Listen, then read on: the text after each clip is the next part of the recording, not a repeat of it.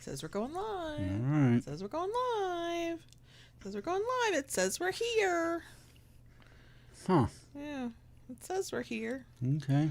I see the little green bar that indicates that we are making sound that others can hear. Yep. I'd still like that to be verified by somebody. Thanks. Hello? Hello? I know, right? Bueller? What is the one with Lily Tomlin? It's calling... One ringy dingy? Well, no, there's that, but there's one...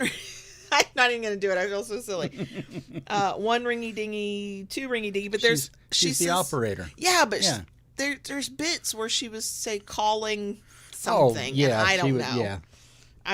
I'm old enough to know that Lily Tomlin did the comedy sketch stuff, but not old enough to have watched it live. Like, I've only ever seen clips or reruns. It's been a long, long time.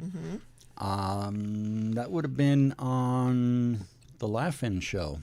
So, yeah. Again, old enough to know that existed, not old enough to have watched it. Yeah. Yeah. Okay. We're getting verification that we can be seen and heard. Hello. Hello. Kayla Lords. John Brownstone. Of Loving BDSM, where we help kinksters like you have happy, healthy power exchange relationships.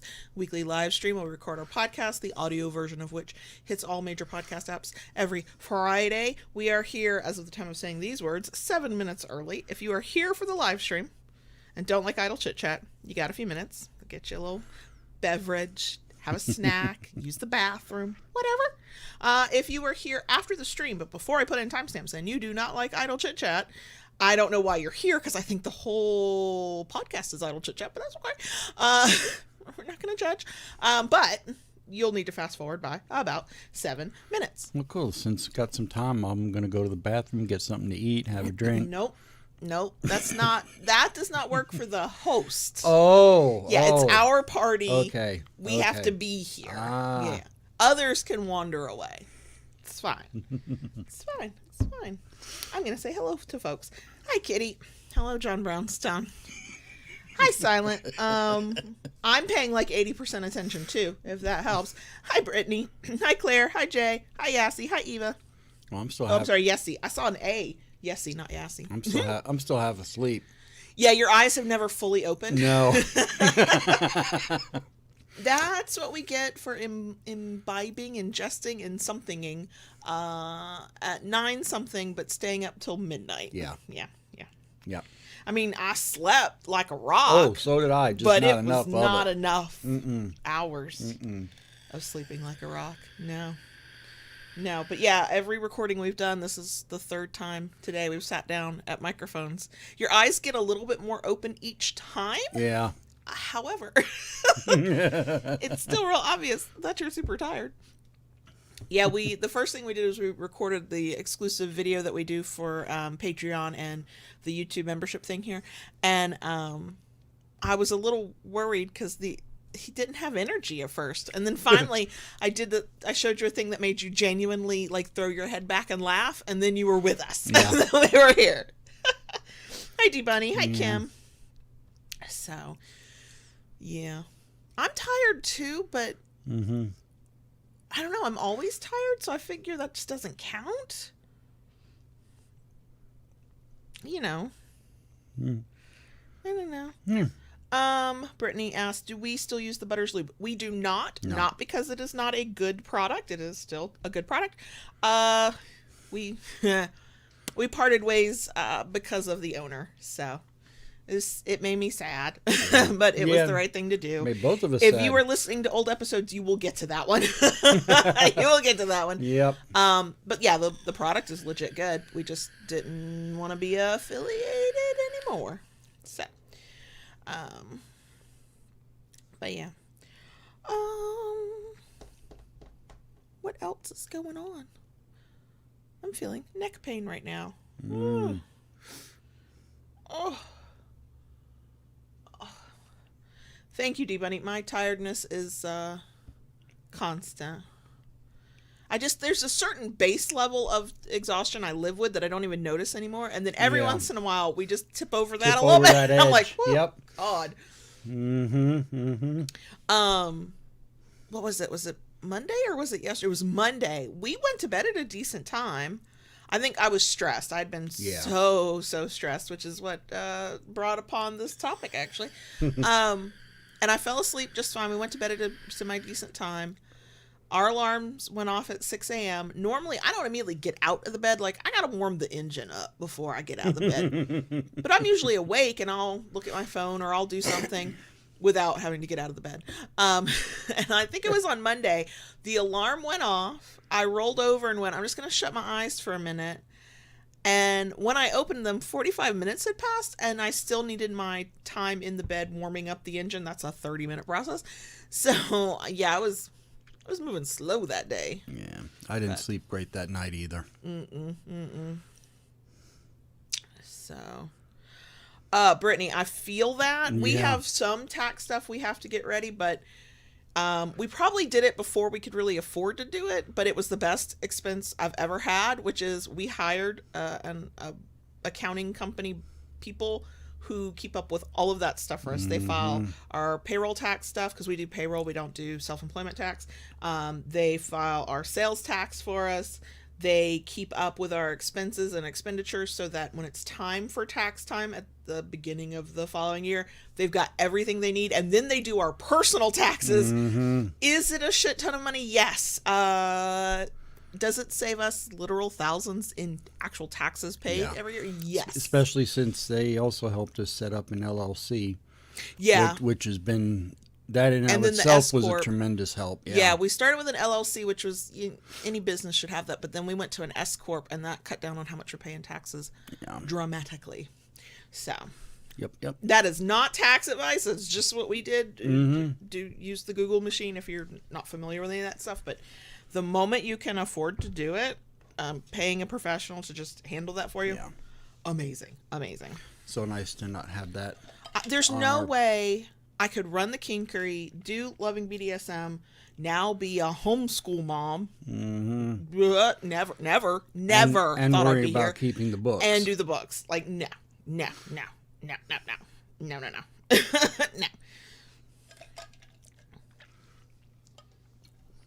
So, yeah.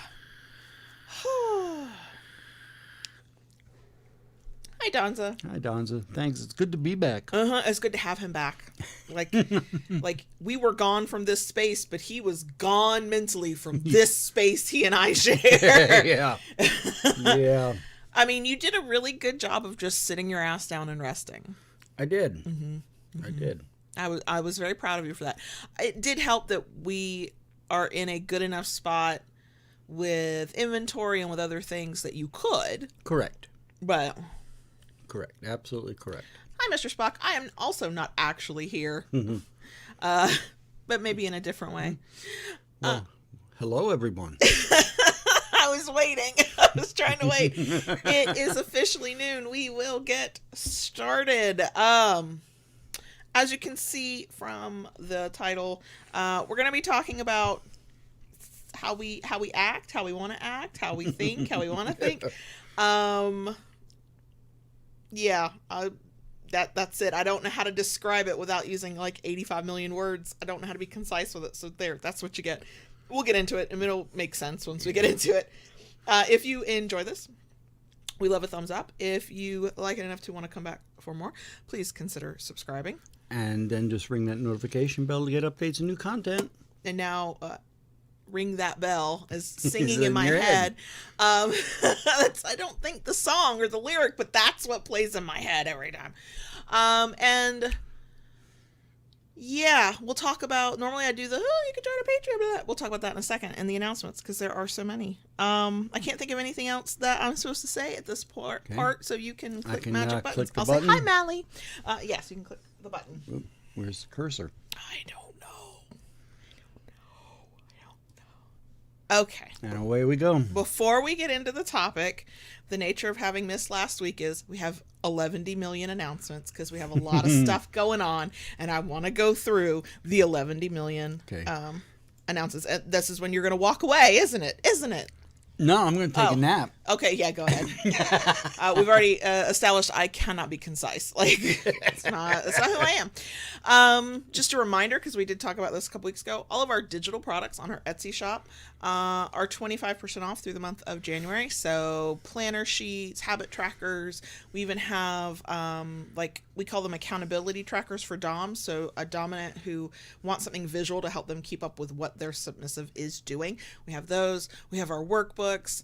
And those are on sale and available through our Etsy shop at link in the places. The other thing that is new, we did kind of a sort of Valentine's Day sale. And when I say Valentine's Day, I don't mean you have to be in love. I mean, take advantage of the fact that there are sales at this time of year and buy yourself a damn gift.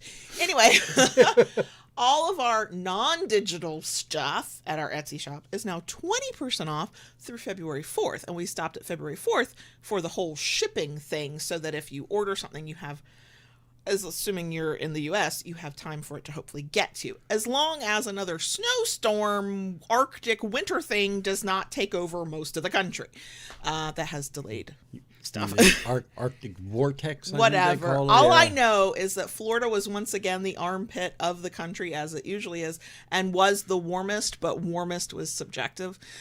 We are at the 80-degree mark I saw today, some people joking, showing a weather map that Florida had all 4 seasons all at once. Yes. Well, I mean, we're going to get the seasons. It's usually all at once. It's in the same day. So yeah, our Etsy shop, basically everything's on sale. When those sales end depends on what you're looking at, but we're on sale. The other thing is Kinkery is doing a Valentine's Day sale. This is the first one we've done in 2 or 3 years. Mm-hmm. Like, we don't usually do a sale in this part of the year, but we did this time. 10% off if you use the coupon code KinkyLove24. Do not worry about trying to remember that. 1, it's all in the places. 2, when you go to the site, I literally put a banner up at the top of the screen that tells you what the coupon code is. Try to make it easy for folks. But we're still in the middle of restock, so if there's anything that's sold out, just put your name on the wait list for it. We introduced a new paddle on Saturday, as of time of recording, previous Saturday, and by the following Monday, it was all sold out. But they're supposed to be coming back, so. Yep. And then, final announcement. I'm already tired. If you're tired, don't worry. Woo. You're not alone. Patreon membership drive is going on. It is going on through February 15th. We offer perks throughout the year for being a member. We try to give as much, if not more, than we receive. So you can join at any level. $2 is the minimum per month, and you'll get an extra video each month. It's a fun one. We just recorded the January one. You'll get a live Q&A. We do that the first Saturday of the month. Mm-hmm. We do a behind the scenes podcast where we talk about what's been going on in our professional and personal lives. Oh yeah, we have to do that too. Yeah. Oh yeah, that was on my list. I was going to bug you about that soon. And then we have our Discord server where we always say we have a bunch of super cool, super nice kinksters there. If you join at higher tiers other than that $2 minimum, you get extra stuff like the $5 and up tiers get to do game night with us, which is actually this Friday, day that this episode comes out on the podcast. And if you do $10 tier, you get access to all of our digital stuff that's on our Etsy shop. You can get that for free. You don't have to pay for it. And I'm putting out new things every month this year. That's my goal. Very excited. And then why the membership drive? Why now? Why does it matter? If you join as an annual member, that means you pay up front and then you get access for the year.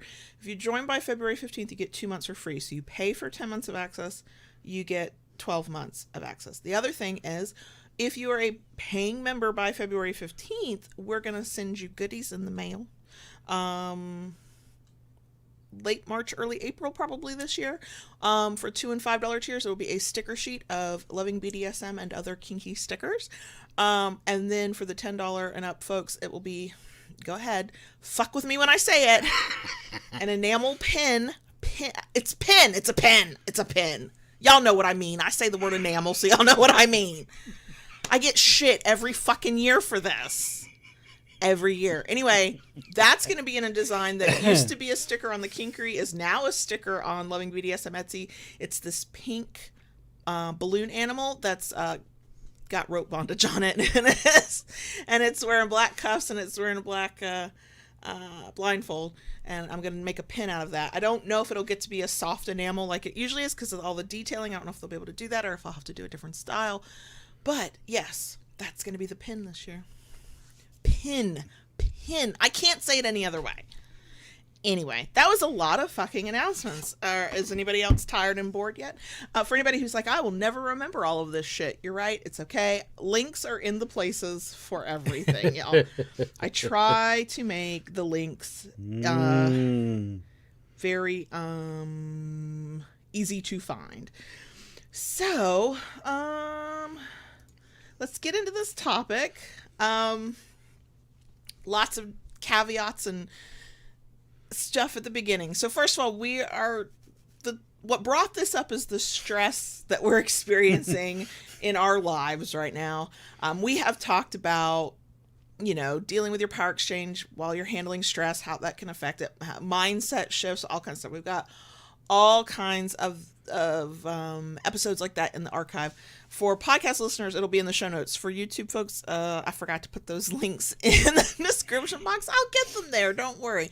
For anybody who wants to go hear that stuff. And we've also talked many times over the years about like when vanilla life gets in the way and and how you sort of navigate that. We've had those conversations. We will have those conversations again in the future.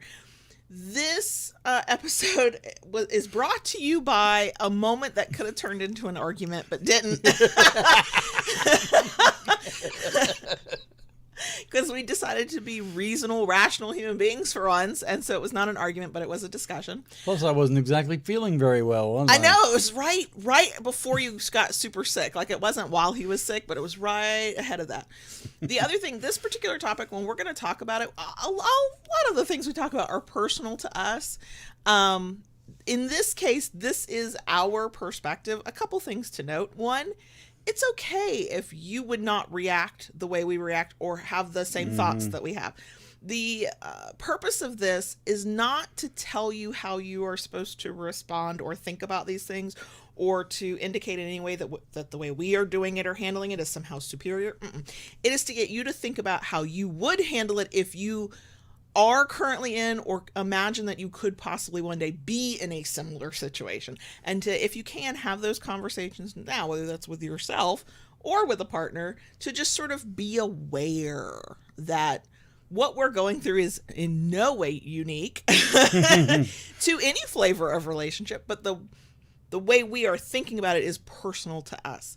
I don't know if this will be a long one. I don't know if this will be a deep one. I don't know if there's a lot to say or not a lot to say. We'll find out. But as I've said many times already in this one episode, I'm not known for being concise. So all of that. That being said. All of that being said. Let's talk about where this came from. So this topic idea came from a conversation we had where JB had started, I think it was not this past time that you got sick, but you had like a little cold a couple weeks before you No, it was this past time. Was it this time? Oh, yes. I don't know about time and how all that works. Anyway. Yeah, no, you don't. You weren't sick where you weren't working. You were just taking some cold medicine or whatever. Right.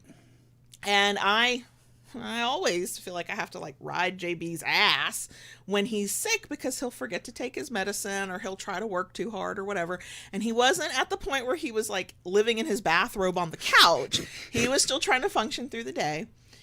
And he's telling me he had taken his medicine, and I'm trying to be the service submissive who's like, hey, you make sure you set an alarm, so because don't make me set the alarm, because then I'm running across Kingdom Come to come let you know. But if you set the alarm, then you'll go, okay, it's time for me to take my medicine. Mm-hmm.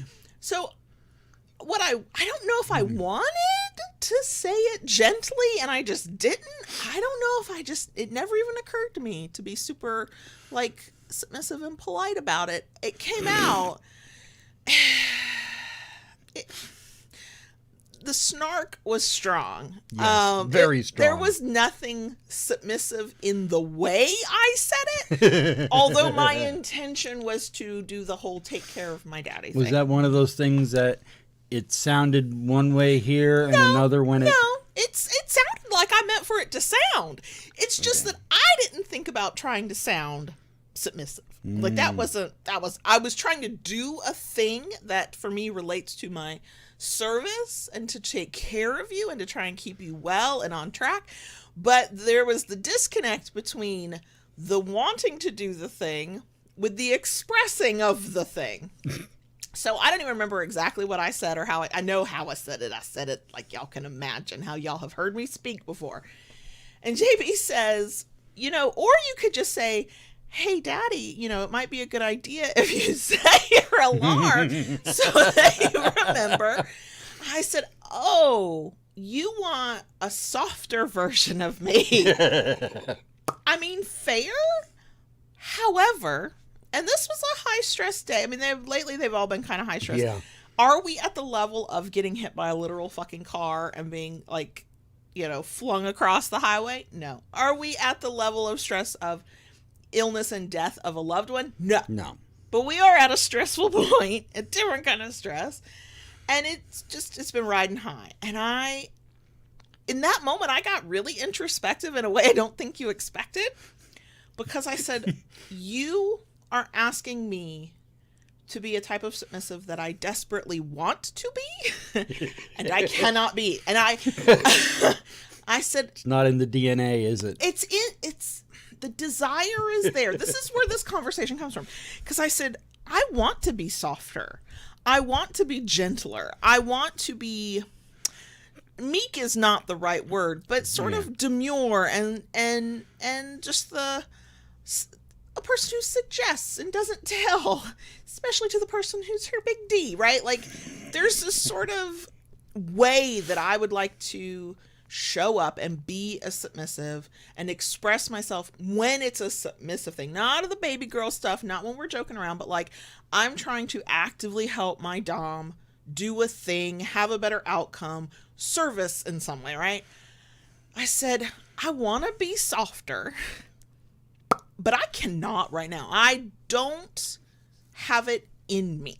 I don't know how to be that person right now, because to be that softer submissive, and the soft is the only way I know how to describe it, somebody else might describe it differently, means that for me, it kind of means I have the luxury of like turning off my brain. I just have to respond. I just have to do the things. I don't have to be thinking about 10 other things and juggling 11 other responsibilities and navigating 85 other people's experience of a thing. I get to just exist in the moment and allow myself to be led. And I said, we're not there right now. Which then I kind of wandered off both mentally and physically and was thinking about, I got kind of sad because I was like, I do want to be that person most of the time. I mean, the snark and sass are fun for us. Yeah. And if that shut off completely, you would probably try and get me into a doctor because what is wrong? Why is she What's not? going on with you? Why are you not doing what you do? But this was a time where there was no, you know how I joke, I'll like kind of say something sort of strong at you and then go, she said submissively. It was one of those times.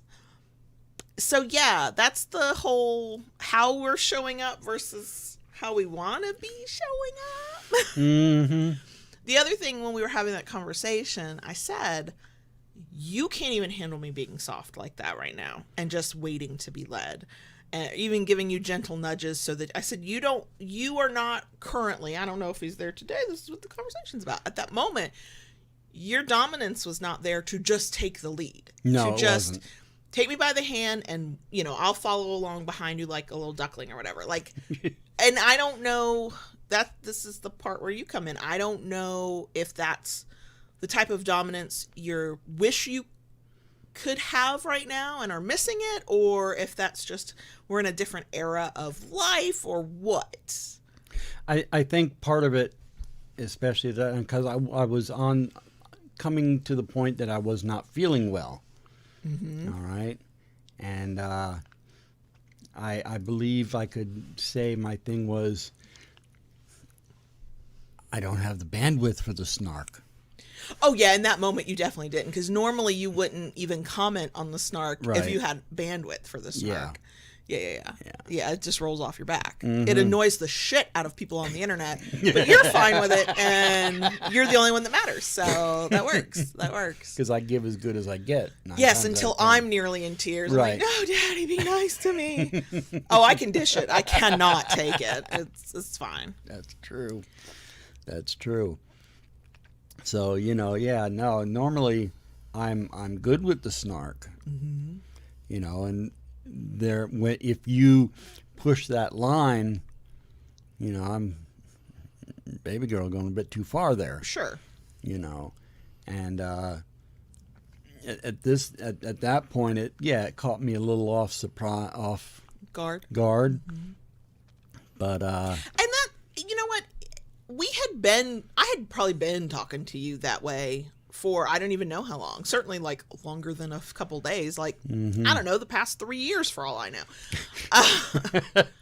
To the point that it's just how I speak, unless I'm in a very, like, I'm intentionally like thinking about, oh, this is a power exchangey kind of moment, and let's, moderate your tone, and let's be mindful of those things, because it's what it comes back to is if I want to behave in a very specific way, positive or negative, but the way I want to be seen, it has to be a very intentional thing. I have to be thinking about it. And when there's 100 million things to think about, you're going to get my sort of what rolls off of me naturally when I'm comfortable, and not necessarily the side of me that is in like service sub mode. And I guess what I'm asking for that with too is if you can relate to wanting, like, I would like to be a softer kind of sub, but life is just not letting me, in my mind. Do you want to be a different kind of dom than you have been showing up for, and life is just not letting you? But also, do you wish that I was a softer kind of sub more often, or is it just in those moments where you're like, I cannot handle the sass right now? There are some times it would be nice to see a side of that side. Mm-hmm. Okay.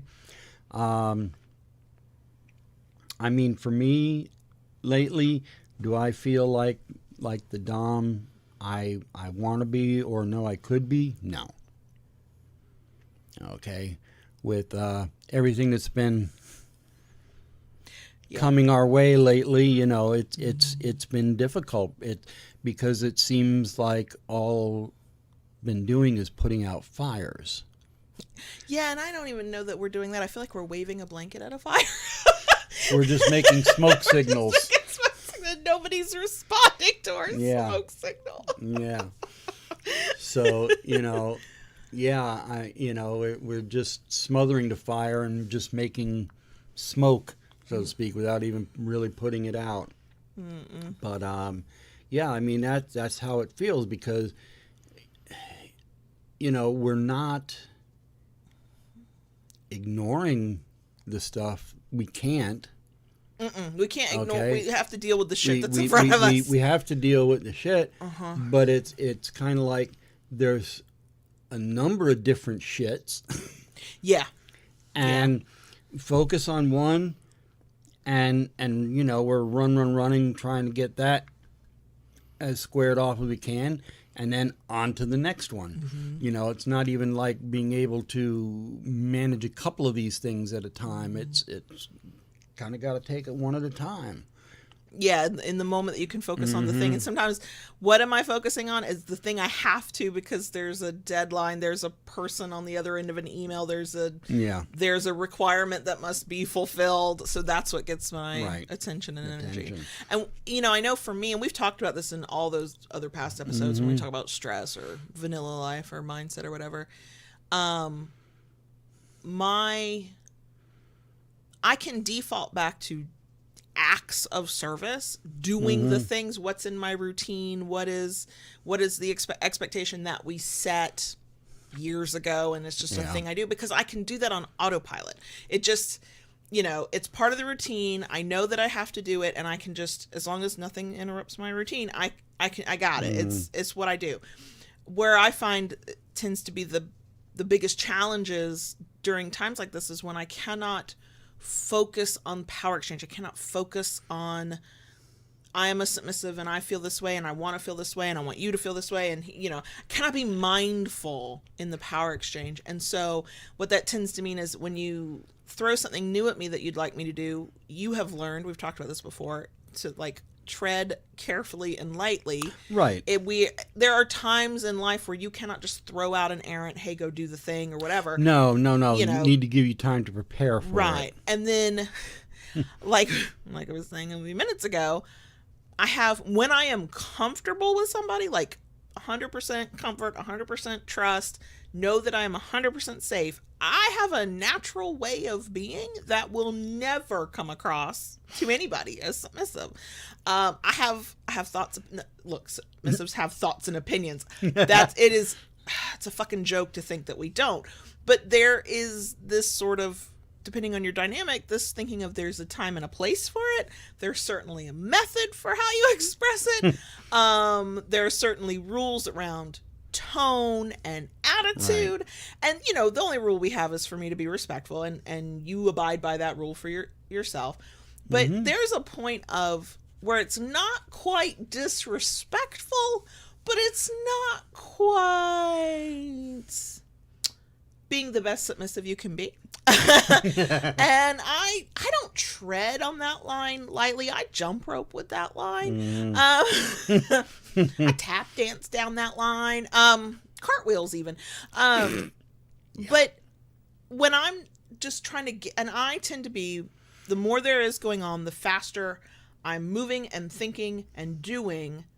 And so everything is rushed, and I don't take the time to be intentional about anything. It just, thought enters brain and rolls off tongue. And I've gotten better because we've been in a power exchange long enough now that I have like a little bit of a filter that's like, oh, nope. Maybe don't say it like that. Like I've trained myself out of some ways.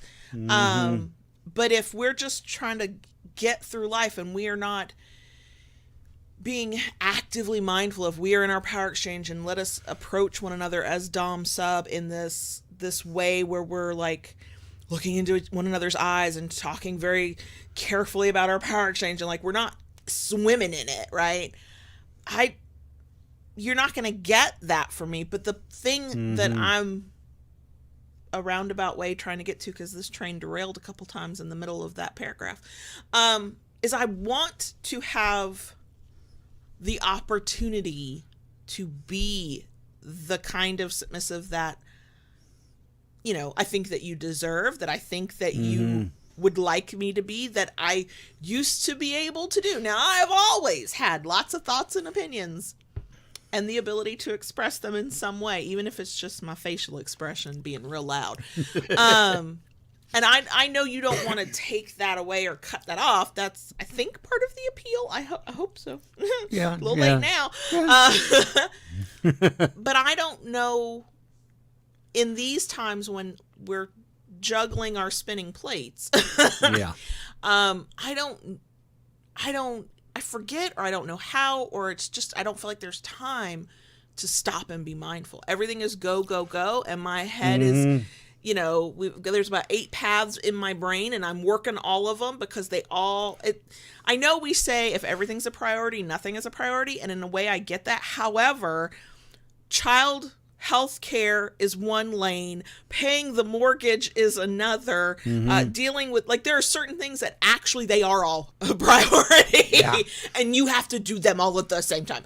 So that doesn't leave the lane for be your best submissive self. Be the submissive you want to be, not just the one who's going through the motions because I can do that with less effort and thought. It's muscle memory at this point. Yeah. Does that make any sense? It does. And I think that's like the same reason, when you let that snarkiness come out over me taking the cold medicine, I looked at it this way. One, I was not feeling good. Sure. 2, we both know when I'm not feeling good, I always don't do what I necessarily should do for myself. That's why we have the tough love clause to begin with. So that gives a little Sure. gave you a little latitude. Yeah. That. And the way I said it, I was not purposely being disrespectful either. No. We were not in an argument. I was No. just like, it was not, she did not say it submissively. Is how that went. But that's the thing. So that's me. And I think in any submissive can probably relate that, even if it's the particulars don't match up, if you've got a lot going on and you can't, how many times can I say mindful and intentional in this one episode? Don't turn it into a drinking game. But if you can't be mindful and like in the moment, and have there are words, what are words? I can't think of the words, but to just kind of go, wait, this is who I want to show up as. This is who I want to be. And so therefore I will do that to the best of my ability. When I can be that person, a scene, or you've come to me like as the big D and it's been very clear that that's your mindset. And so then that helps guide my mindset. Yes, absolutely. Like the place can be burning to the fucking ground. But if you bring your Dom energy, I usually respond with my submissive energy. Yes. And I'm like, okay, we're in this together. I think there could be an argument to be made for somebody to go, okay, well, what you need is more of that Dom energy. And I would not disagree with that. But also I'm an autonomous human being who wants to be a certain way in my relationship and in the world. And so therefore I do have some level of responsibility to do my best to try to get into that headspace when I'm capable of it. But when we had that conversation, I was like, I said it to you, and granted you were sick, so it definitely applied then, but I think it applies outside of it. You have not been able, like, I can't be the soft submissive I would like to be at least some of the time. It would be no fun if I was always that way. But you have not been able to bring certain kinds of Dom energy out of yourself. Correct. That either I respond to or that you get compliance one way or the other, which I find sexy. It's fine. And so this isn't just I'm out here on my island all alone, not being my best submissive self because life is crazy. This is we feed off of one another. This is a power exchange. It is an energy exchange. And so I'm not bringing the sweet little sub side, and you're not bringing the in control, focus on me baby girl Dom energy. Correct. That is not a criticism. Okay, I am not criticizing, because if I'm not bringing it, you're not bringing it, we know why. You and I know what our life has been like recently. We know why we're not. For me, it's not about pointing fingers going, well, why aren't you and why aren't I? It's sort of the acknowledgement of it, and the is it that this is a moment in time that we just have to like ride the waves of the insanity, get through it, hope that life does not send us a Mack truck. Yeah. And then, okay, we'll kind of find our way back to whatever it is we want to do. Or is it more of a, okay, life is, if the past 4 or 5 years have proven anything, life is going to keep throwing shit our way, because that is what life does. This is a very long ebb. I could use a flow. Thanks. And so it's not about, like, if we wait for the opportunity, I feel like we're gonna forget more and more of have to make the opportunity. Right. And then and yet at the same time, because of the plates we have been juggling. Yeah, the spinning plates that we're juggling. The spinning plates that we're juggling right now. How do I say it? When you give your snark like that, in a sense, I can't hold you accountable because I'm not giving as good as I. And sometimes the snark, the back and forth, the mutual consensual snark is fun. It's palate cleansing. It's like we love one another deeply. I follow where you lead. However, the push and pull, let's toe right up to the line of, wait, that might be kind of rude in another context, or it almost, I've seen this this is outside of a power exchange context because it's just how we relate to one another. I've been around like family, my mother specifically, who does not like I know where I get it from. She doesn't like what she perceives to be confrontation. And JB and I will be snarking it back and forth. We'll be like giving tit for tat. And she'll go, whoa, whoa, whoa. And I'm like, no. We're having fun. Right. This is not an argument. I promise you, you'll know when it's an argument. We will not have it in front of you, but you'll know we're pissed at one another because we can't even make eye contact at that point. We are both walking around with a resting bitch face. And we look past each other, over one another, or anywhere but at each other when we're angry. But when we get snarky together, it's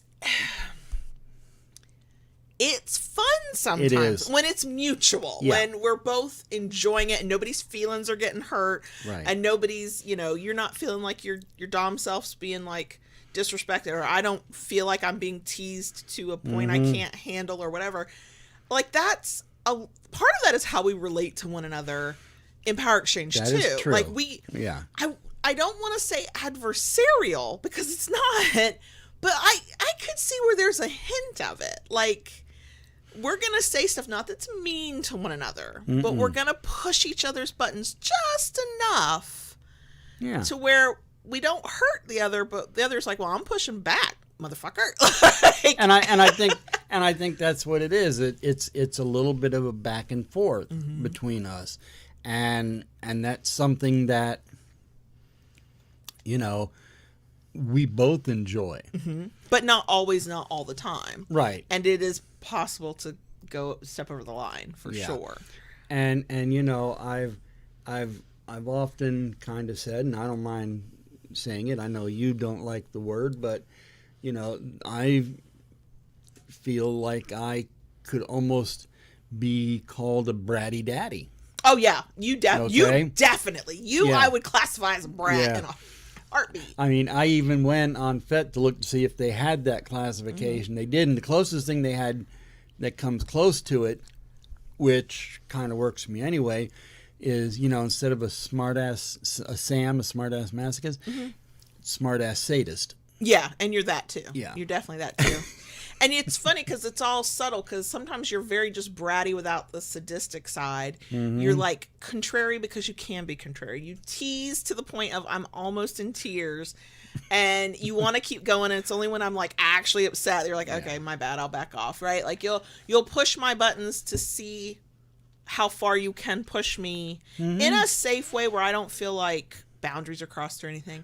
But then your sadistic side, the smart ass sadistic side of you, I don't know how anybody else would define it. I don't know if this fits your personal definition, but outside looking in my experience of your sadism, okay, is that your smart ass sadist self knows that I can be pushed and that I can want to be a soft, gentle, willing, submissive, but under the right circumstances, the sass will come out. And I sometimes feel like you use that smart ass way of yourself to pull my sass out. So then you get to go, look at you being, air quote, disrespectful.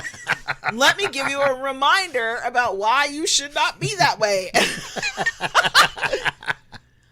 And it's like, but you did this. I was just over here existing, trying to be sweet. I mean, it's not my natural state, but whatever. And you did this. And so then I think there is a bratty side, yes, to that. I think that there's absolute overlap. There's a Venn diagram. There's times when you're just a bratty daddy. Right. There's times when you're just a smart ass sadist. And then there's times when there's the overlap.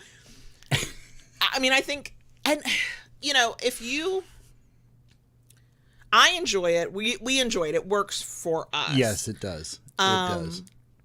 Does that, because you sort of are identifying with those kinds of terms, does that mean that's how you're seeing your dominance, or how you want to sort of exist in your dominance? Or is it just in addition to other ways of being? I think just because of the nature of who I am and how I am, I'm beginning to think that is an integral part of who I am. Yeah. At this point. Does that mean that you no longer identify with or feel the same way about you've never really been strict, but you have this sort of sternness to you where you can be the daddy who is not the sweet daddy who will like bring me a Diet Coke. You can be the daddy who's like, you done fucked up, baby girl. Right. That's the daddy that puts you in the fucking corner or makes you write lines. That is not my favorite daddy, but it is just, you know, it's part of it. That side of you, do you feel like it's not who you are right now and or anymore, that you just don't have the bandwidth to be that person? Like, do you miss that side of yourself at all? I do miss that side right now. I'm not missing it right now. Yeah, I know you're not. I know you're not. I can tell you're not. See, the softer, gentler side of me doesn't need that part of you. But just remember, what comes around goes around. What goes around comes around. I know. So, you know, no, I think that that's still definitely a part of who I am as well. I think just because of circumstances, it's easier to default to this part. Do you think it's because it's, I agree, easier? Do you think it's because there is, there's a, I don't know if joy is the right word, but we enjoy it most of the time. And it's its own sort of stress relief because we can go back and forth until the point we are laughing our fucking asses off. And I think that's a big thing of it. It has become a pressure relief. Yeah. You know, like you got the pressure pot on the stove, you know, and it builds up so much, and then it's got to jiggle that thing to release. Of the Instant Pot. I don't want anything to explode at me, as you know. And I think that's just, I think that's just become the default for both of us at this point. You know, I'm trying to be the kind of mature adult who understands that the thing you're going through now is not necessarily the thing you will go through forever, because, you know, time, you know, creates shifts and everything changes to some degree. There's some things that are permanent, of course, but like, you know, a thing can be permanent, but how you see it, how you behave around it, like how you know, whatever can change. And so I try to always understand that whatever we're going through in a moment, we will not always be going through it. Correct. Things will shift and change again. But we've also now been going through our own personal shit for long enough with what doesn't feel like any relief from it. Like we get through the thing and then a new thing, and like there's not like I'm ready to have a little bit of life where we're bored. Like I don't even know what I do with boredom. But I'd like to experience it and find out for myself. I don't remember what that's like anymore. No, and I don't mean like bored because there's nothing to do. I think more of the bored because there's nothing to fret over. Yeah, exactly. over and go like conquer something so that you can keep surviving. But with all that being said, even though I understand that things don't last forever and the thing you're going through right now is not the thing you will always be going through, we've been going through enough stuff over the years without a break that there is a part of me that goes, is this just who we are now? Will we, you know, will this be the way that we cope through these things so long that by the time whatever the new version of calming down eventually looks like, we won't even know how to be the old way. The old way? No, I don't think that will happen. Now, partially because I think a portion of it is like muscle memory. Okay? You know, it's kind of like the old adage of, you know, once you learn how to ride a bicycle, you always can ride a bicycle. And I think there is a good portion of that to be said in this. Will it be exactly the same as it was before? Probably not. No. Okay. You know, just like anything else that goes like that, it will return in some new fashion. Sure. And, hopefully we're mindful enough at the time that we can enjoy the discovery process of that. Right. Excuse me. I think what's helping me a little bit is I can acknowledge that things, I can't be the type of submissive I want to be or that I have been in the past. Not without like being led there and it being we've planned for this moment, this is our time for this. Like I can't default into the softer, gentler side of myself like I think that sometimes I want to be.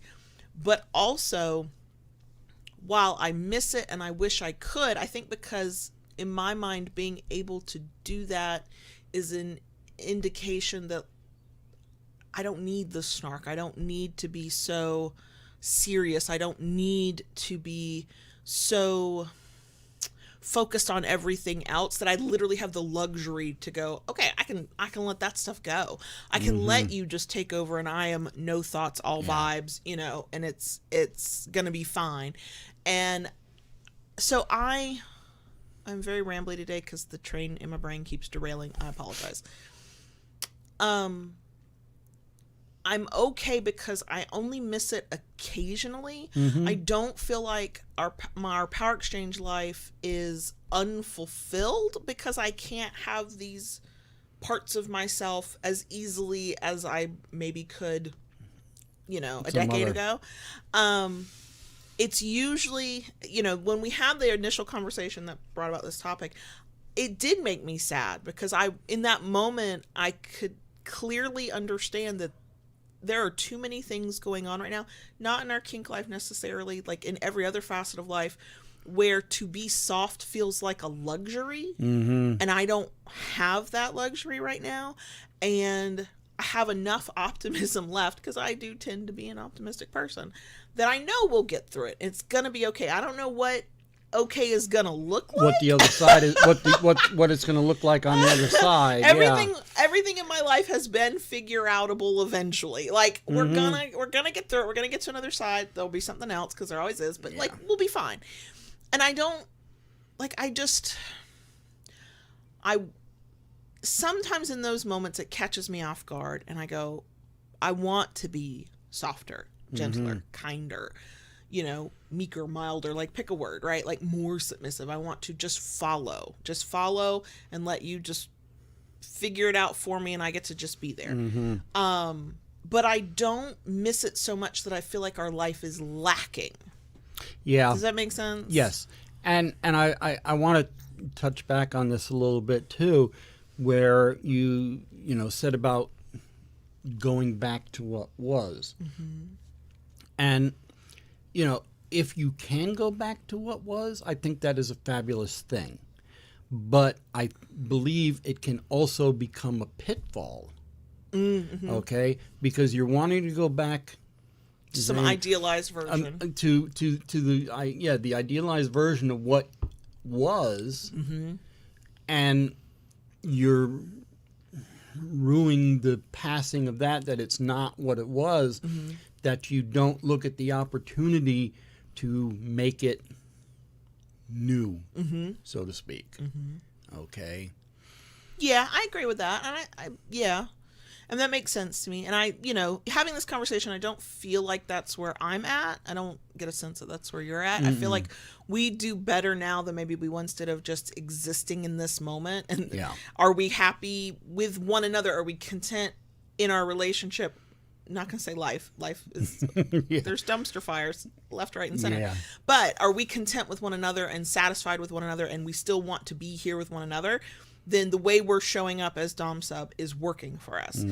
And I think that sometimes in the midst of very stressful moments where you just wish everything would calm the fuck down and just could you get a fucking break, it's easy to wish for what once was. Sure. Because you at least have, that's a memory. You have tangible memories of, that's how life felt better and simpler then, right? And you're in this moment right now where nothing feels better or simple. And, I think nostalgia is it's powerful. I think that it helps, at least for us, our lines of communication are very open. In the middle of you kind of like pushing back on my snark, we were able to have a 5-minute semi-serious conversation about where our headspace is in our power exchange. And those conversations are fairly easy to have. They're not fraught. I don't have to work myself up to being able to tell you, man, I wish I could feel your dominance more, right? It's more of, I always come to it with all the understanding. I was like, I wish I could feel it more, but I know why I can't. And don't worry, it's just this is just a conversation. No, but I think that the feelings I had about wanting to be softer, gentler, were more I just wish life could be a little bit easier so I can be that way. I don't have a lot of worry anymore. I used to, that I somehow was not a good submissive, because we tend to go back and forth, and the sass is strong. And, I rely on clear, direct communication from you. Right. And so as long as you are not telling me that you don't like it, then I'm like, we're good. I'm going to keep rocking it until he speaks up, because he's a grown-ass adult. And if he doesn't like something, he should say something. Because anybody who's waiting on me to just know, no. But see, I've said it before. We've talked about this in the past. This type of relationship, whether been, non-kinky or power exchange, I enjoy this. Okay. And, it's one of those things, it's not for everybody. I mean, I could hear somebody out there saying, why do you put up with that? You're the one, what are you doing? You're in charge. Right. Reminder who's boss. Yeah. Okay. And, this is how our relationship works. Partly because I don't know who's boss. We've talked about this lots over the years, about how we define our 24/7. And it's not because you are commanding every moment of every day that every one of my moments every day. Yeah. It is not that there's a bunch of rules to follow. It's not that I have to seek out your permission for every fucking thing. It is that you are always the decider.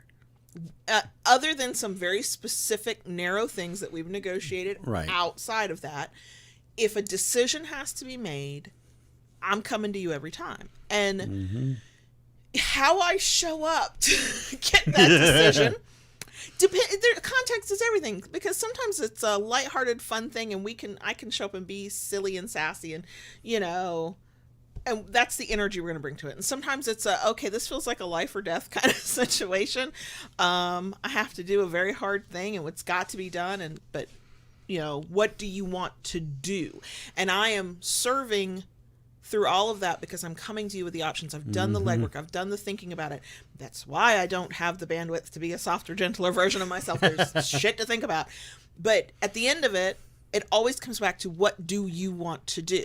Now, that line can feel fuzzy sometimes when I haven't kind of been in my sub headspace, because you deciding often looks like us talking it through and me presenting my information and you going, but I'm not sure. What about this? What about that? And then the decision is ultimately a collaborative one. True. But the sheer fact that no decision is being made until I show up to you and go, here, we have to make this decision.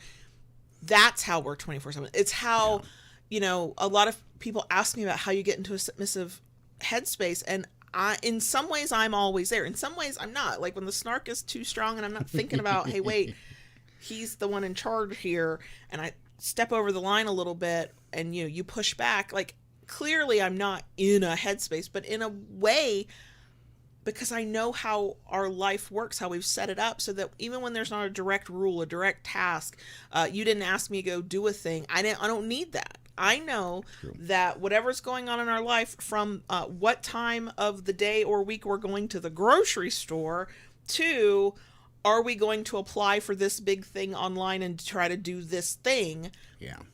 I can have all the thoughts and opinions I want. I can do all the research I want. The place I stop is just deciding. which quite frankly for me, and not everybody will feel this way, I think it's the anxiety in me, and there's probably other stuff. It is so comforting sometimes to go, okay, I did all the work and I see all the options and I have opinions on which way, but I don't actually have to decide. And so I guess I always, even when I don't feel it, even when I don't feel like the kind of submissive I want to feel, like we've talked about this before, when I'm like, I haven't had enough baby girl moments, not snarky, sassy, but like the playful, kid-like baby girl side of me. You know, I'll say I have not had enough opportunity to be a baby girl lately. It's, right. You know, it's been more service than anything, or it's been whatever. But, you know, because of how we just live our power exchange, I always know I'm submissive. I always know who I'm submissive to, because I'm working on shit in service of both you and us as a whole, right. Family as a whole. And also I might bring it to you for you to lead on something, but you know, the buck stops there with you, which I mean, I kind of like. A little bit of the pressure is off. Not a lot, but a little bit. Yeah. I feel like this was very much about me, and I don't want it to be. Where are you on, like, what is there anything that even briefly you've missed recently about your own dominance, or that you're like, okay, I'm looking forward to when we can I think do that again? I think the biggest thing I miss right now, as far as the power exchange aspect of our relationship, I think under the circumstances, it's doing pretty damn good in some ways. You know, yeah, we're going through a lot, but we're keeping one foot in front of the other, and we're just chipping away at things. We're handling this current batch of stress. Clearly, we're handling it differently than the previous batches of stress, but in a way, I feel like we're handling it better. Like, we're getting better. Life going better at handling the bullshit. Yeah, I think thought you were gonna get a chance to just like be bored. No, here, I want you to like deal with this. Now, I would say the thing that I most certainly miss in the way things have been playtime. Oh yeah. Lack thereof. Yeah. You know, and there was a time, you know, during the day we had opportunities. We had the house to ourselves. We no longer have that at all. And there's stuff going on that even when we could have that, we can't have that. And, you know, I agree. I miss it too.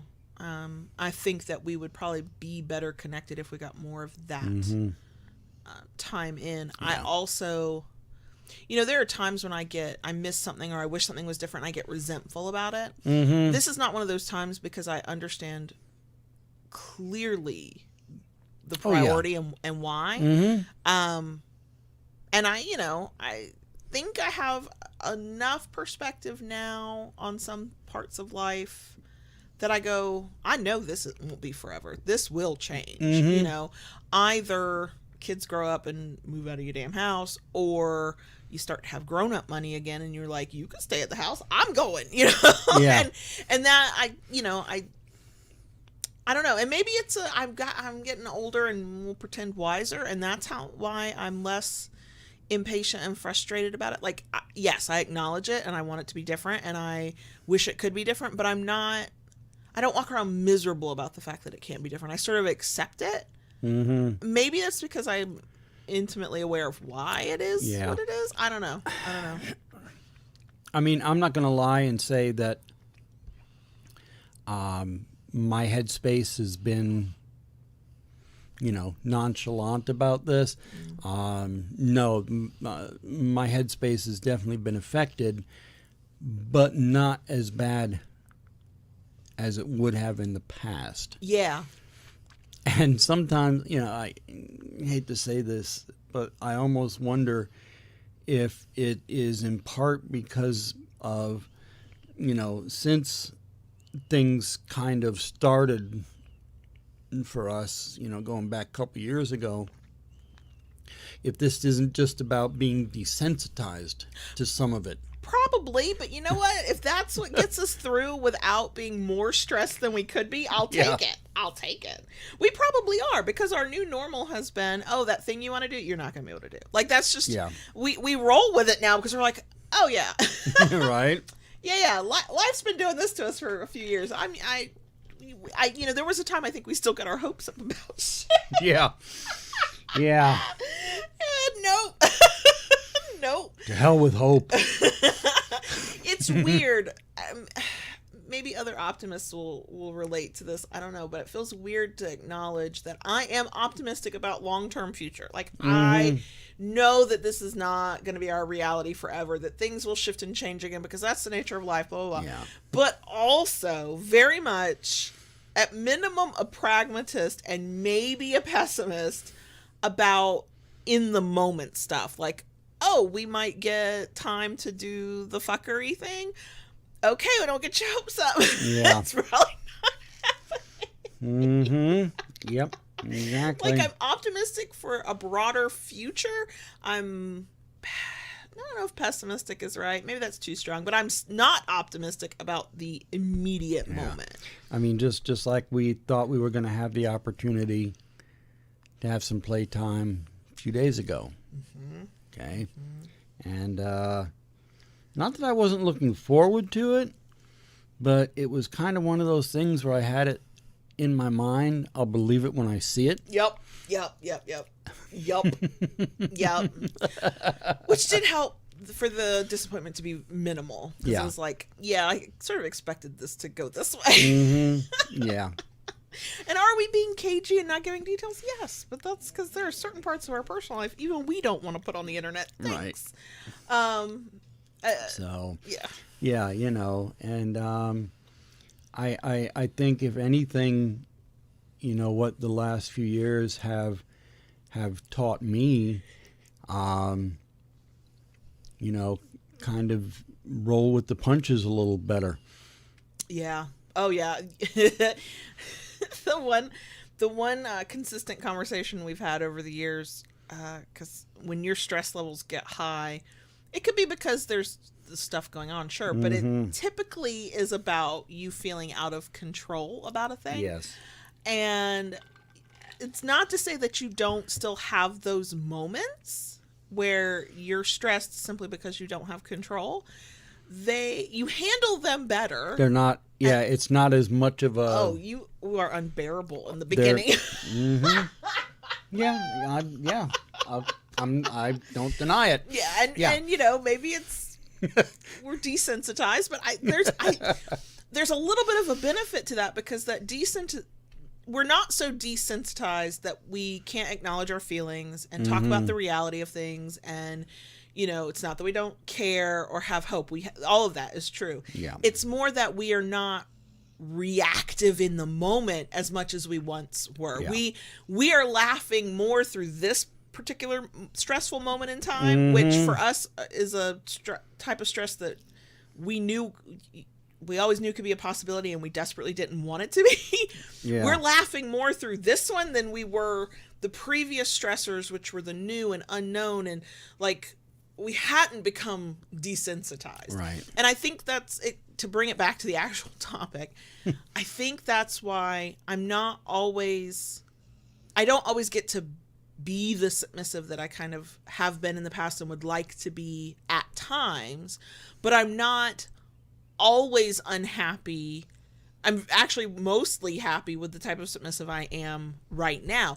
Now, that works because you are showing up in the complimentary fashion. You like this from me, and you're giving as good as you get, and so it's a reciprocal thing, and it's a mutual thing. That would not work if it was not mutual. Sure. We would all be miserable if that was the case. And that's the you know, the big thing about it.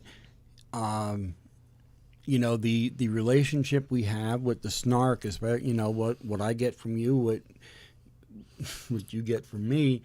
You know, it's part of our relationship. It's consensual. Yeah. You know, no different than, you know, somebody being with a brat. Sure. Okay, that has to be all consensual as well. Right. And you have to like kind of have an idea of what you're signing up for and go, we'll keep doing this. Right. I want to be clear. I don't think we just showed up this compatible in this type of way. Like one day we were like trying to have more of a air quote this word, typical kind of power exchange kind of moment, and the next moment it's snark and sass and who can be meaner to one another without crossing a line kind of thing. That we didn't just wake up that way, because like I think I said this at the top, if not I'm saying it now, my natural response to stress and hard times, if I don't shut down, I get sharper, I get harder, I get more pointed in my words a lot of the times. Yeah. And that is not always welcome. And in the beginning of all of this, as we were sort of shifting into like what life looks like now, on top of just the learning how to live with the levels of stress that we hadn't had to live with before, there were things that JB did not always respond well to that. There were still times you're like, this is inappropriate. And it may have actually been inappropriate, or it may have been at that moment is inappropriate. And if it happened in the exact same way today with the experience we have of one another being this way, he would not clock it that way. Like, can't say don't know. But this is a thing that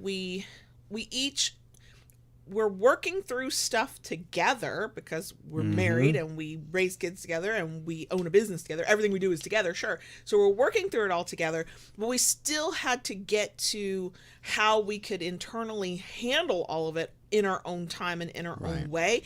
And so there absolutely have been times of conflict because maybe I'm in the snark headspace of fuck it, does anything even matter at all anymore anyway, and JB's over there, depending on the situation or the moment or the whatever, going, no, this is super serious and you are not responding in a respectful way, and I feel like my power and control is being threatened and it's not being respected. And that was especially true in the early times when your stress level was connected to how out of control you felt. Correct. And then if I was not showing up in that at least semi-respectful way, your tolerance for it was not like it is now.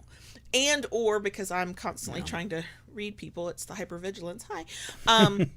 I was sometimes moderating and modulating my approach because of how you were. Yeah. And now I think we are absolutely at a point. I'm not saying that this couldn't turn on a dime and we couldn't be like so stressed that we're catatonic, but right now we are at the fuck it levels of stress.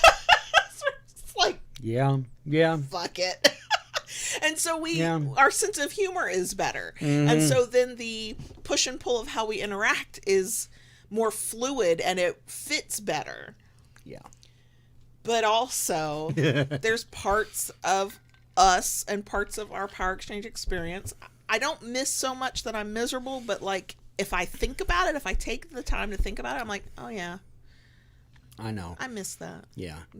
And, to say, would it be nice for things to kind of, chill out and get back to a little bit of what it was? Hell yeah. Yeah. And, I think we'll get to find out, but I wonder if we'll be mindful of it when we're figuring it out. Yeah. When we get some of these things sorted and we get back to the flow of the ebb and flow, and we, even if it's just for like a week, we get to be bored. Yeah. We get to be like, you get to have that false sense of, oh, I've got my life figured out. That is right before life will throw you another like curveball, but that's fine. I'll take that. Right before minutes. Life says, here, hold my drink. Right. But what I'm curious about is if we'll be mindful enough of what's happening in our lives to recognize it and to go, oh, this is our time.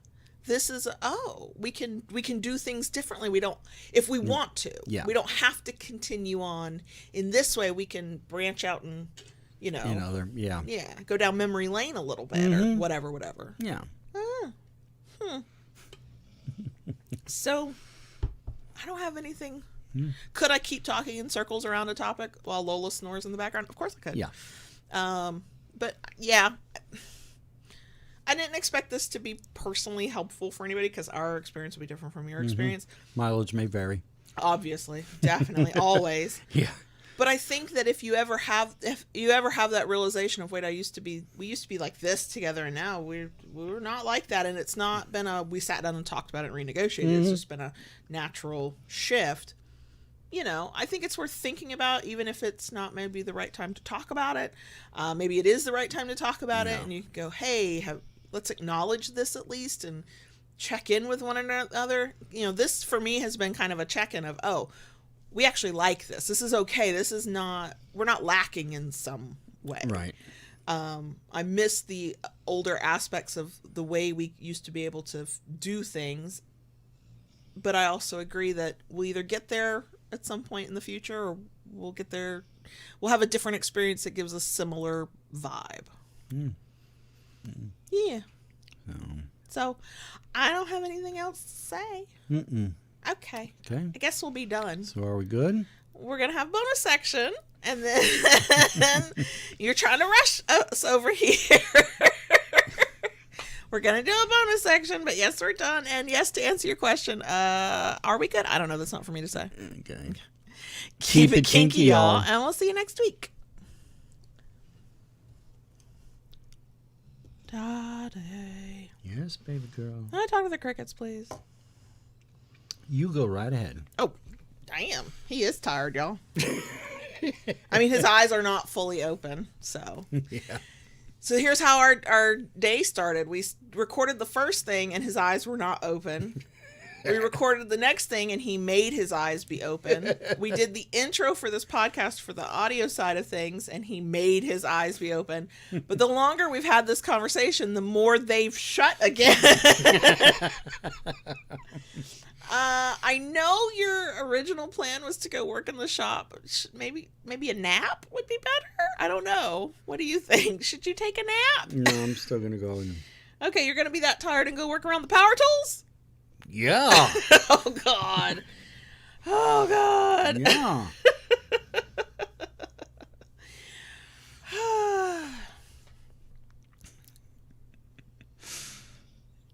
So. Yeah. Yeah. No. I kind of giggled earlier back. Rara said that, so I'm sad. A smart-ass daddy? Smart-ass daddy, You definitely are. You definitely are. You absolutely. I would say on the lighter end of the spectrum, you're a sassy daddy. And when you get to you've gone to the dark side and had the cookies, you're a smart-ass daddy. Yeah. Yep. Yeah. No intention whatsoever of injuring myself, Mr. Spock. So, mostly going to be doing some sanding. Yeah, you're working on knives? Yep. Yeah, we were sold out of knives, so I'll take some knives. Right. We're trying to have a sale, man. I need some knives.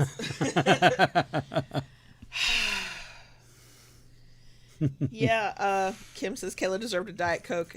Yeah. If that's Jamie's plan, she needs a way to cope with tired and power tools. My coping mechanism these days is definitely Diet Coke and any crunchy food. I need crunchy. I mean, are those usually potato chips? Yes. Did I tell myself when we went to the grocery store the other day, I would like an apple? Because you bought an apple specifically for Lola. Yes. And he cut it up and to have it ready for whenever he wants to give her one. And because we're trying to give her treats so she feels like she's getting treats during the day and stops like scrounging in gross weird ways, but without the calories because we're still trying to deal with her excess weight that's not good for her joints. But so JB cut the apple and was putting it in a container. I went, oh my God, that apple looks so good. I too would like an apple. And we were going to the grocery store like later that day or the very next morning. Mm-hmm. And did I get an apple? No, but did I get corn chips, pretzels, and potato chips? Yes. Yep. Yes, I did. Yep. Yeah. And that's true, Mr. Spock. When you have no intention of doing something like that, that is when it has the highest probability of happening. Oh, yeah. You're like, no, I'll be fine. Yeah. Only one eye is actually open, and I'm sort of snoring in the background, but sure, turn on this high-powered spinning thing. Yeah. It'll be fine. Well, I mean, in, my own defense, I'm not going to be using a table saw. True. I'm not Nothing with using blades. not using the big band saw. No. You know, I'll be using an oscillating sander. Yeah. But still, be I careful, know. That's all I'm saying. I know. That's all I'm saying. What else is going on with us? Lola is steady snoring like she worked third shift last night, y'all. Yep.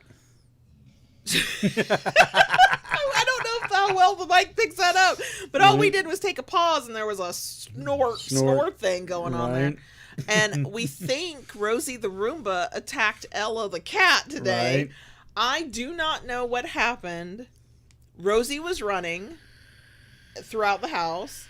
Ella was in our bedroom. Ella made a sound like she was about to kick some ass. Yes. She was pissed. You could hear it in the meow growl thing. At first, like, oh no, is she fighting with Onyx? No, Onyx was in one of the cat trees in another part of the house, heard Ella, took off running towards Ella. Ella came running out of the bedroom, and her tail, her whole body, but her tail specifically was puffed up to like 2 times the natural size of her tail. She was so pissed she wouldn't let Onyx near her. She would not like let me come near her. She was pissed, and the only thing I could think is that because of the way the sounds were and where things were going on, I'm wondering if Rosie the Roomba got her tail a little bit. Right. Well, I do know, and I've seen this happening a little bit over time. She has Ella, at any rate, has been becoming more comfortable around Rosie. Rosie. I've caught her following Rosie a time or two. Maybe the way a cat becomes a Roomba rider is you gotta like do some battle first. Yeah. Like you gotta learn to keep your fucking tail out of the way. Right. Yeah. Right. Yeah. When I saw her tail puffed up, I was like, holy shit. And then it was probably a good 20-30 minutes later before I saw her again and she was calm. Yeah. She was back down to her natural size. Yeah.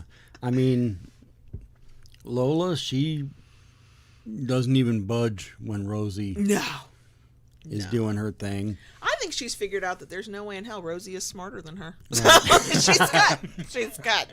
That's true. That's true. And Onyx, she's either in her hidey hole in the closet or she parks herself on the bed. Yeah. Well out of the way. Yeah. No, she does not have time or patience for Rosie. And instead of like investigating or trying to hunt it down, she's like, I'll just stay the fuck out of the way. Right. Yeah. Yeah. Don't start no shit, won't be no shit, I think is Onyx's vibe. Yeah. And J said sweet potato treats for the dogs too. We've done the kind of like pre-made treats that have sweet potato flavor, and we've done dog food that has sweet potato supposedly in it. She does like that. Yeah. We're doing right now baby carrots and apple slices. And of course the occasional banana tax that has to be paid. Yeah, we do not pay the cheese tax in this house because we are trying to help her watch her calorie intake. Every once in a while she'll get a little piece of cheese. Yeah. And that is the happiest I think I've ever seen her look, and the most hopeful. Like if you're slicing cheese or grating cheese, she's looking at you. Yeah. She's hoping. Yeah. So we're trying to do more fresh, vegetable based snacks for her that are very low on calories. Yeah. And so far she seems to be quite happy with it. Between the carrots and the apples and the occasional banana bite, she's, Yeah, it's been a hot minute since I did anything with fresh, like, broccoli, but she will eat a little bit of broccoli. Yeah. She loves watermelon. Oh my gosh, She loves watermelon so much. She likes blueberries. When we have fresh blueberries, I will pay the blueberry tax. So yeah, she is so food driven and food focused that we don't give her treats during the day because of her weight, and so we're like, we could give her these low calorie almost no calorie things that are safe for her to eat, and then if we cut back on her food just a little bit at mealtime, then we're putting her into more of a calorie deficit, but she doesn't necessarily feel deprived. Right. That's our thinking anyway. Yeah. And starting to see that she has hips. Yeah. I think she's a lot like many women who hit middle age. It's all around her middle. Like, her hips are fine. Yeah. She's like her mom, barrel waisted at this point. She's stout. She's stout. I feel that. I feel that real hard. Yeah. So I can't talk either. You know, years ago, when I first started working for myself, and I was in my phase of listening to people I respected and thought like might make some good sense, but it was about the whole entrepreneur life kind of thing. And in that context, the person was talking about when you're building your business and trying to grow it so that it's an income you can live on or whatever. He's like, I think he said he got the theory from somebody else, so it's not this guy's theory, it was somebody else's, but I can't remember who. He said basically there's certain times of your life when you're at like your busiest, or you're grinding it out or whatever you might be. You know, you have your family, friends, your work life, and your health. And of those three things, his contention was at peak like performance, like you've got to be like really focused on stuff. You can only focus on two of those three at a time. And that feels right in my brain. It's fine if others disagree. And so that actually helps alleviate a lot of guilt for me when I'm like, you know, I do a lot of the, you should be doing this, you should be doing that. That's a lot of my, you know, internal self-talk, regardless of what therapy taught me about shitting all over myself. And, you know, when I'm down on myself for not doing more to take care of my health, to, you know, exercise more, to eat better, to like put the amount of time and energy that goes into actively trying to change your body in some way or change your whole lifestyle around food and activity, somebody will say it's a cop-out, but I don't think so. I'm like, no, the thing that's got all my focus right now is work, because I like to pay the mortgage, and family right now because of health stuff. And it's like, there will come a time when these things will not be my top priority, and then I can put the focus into health in a different way. Because it's not, to say that I'm not focusing on it doesn't mean I'm ignoring it and just doing dumb shit. It's more like I'm doing my best to just maintain so I don't fall apart completely. But I think it's, you know, for anybody who doesn't, you know, maybe hasn't thought about it this way, deciding to change what you eat and how you eat and when you move and how you move, and to focus on that requires energy and effort. And anybody who says it doesn't, to me, is probably full of fucking shit, or your life is just charmed, is all I'm saying. So there's only so much to go around, and so that's sort of how I like make myself feel better about that, because I go back to the times when I did put the energy and time into what I ate and how often I worked out and how I worked out. It took up a lot of time. Like, it was my hobby for like years. Yeah. And I spent hours a day in some way on it. And it's like, who's got that kind of fucking time right now? Yeah. So, but yeah.